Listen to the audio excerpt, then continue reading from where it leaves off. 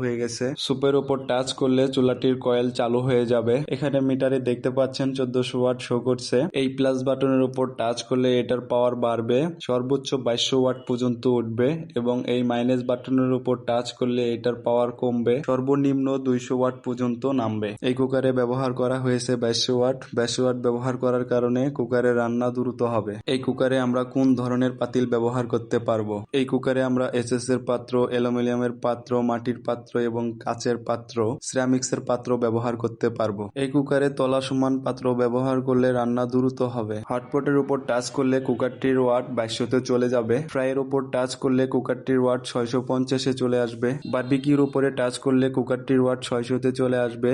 এই লকে তারা দুই ধরনের ফাংশন ব্যবহার করছে, একটি টাইমার এবং আরেকটি লক ব্যবহার করছে। তো লকের উপর যখন টাচ করবেন তখন এখানে টাইমার শো করবে। তো আপনাদের মন মতো আপনারা টাইম সেট করে নিতে পারবেন। এবং এই লক ফুল রিভিউ ভিডিও দেখতে চাইলে BD MSN এই ইউটিউব চ্যানেলে যে দেখতে পারেন, সেখানে ফুল রিভিউ ভিডিও দেওয়া আছে।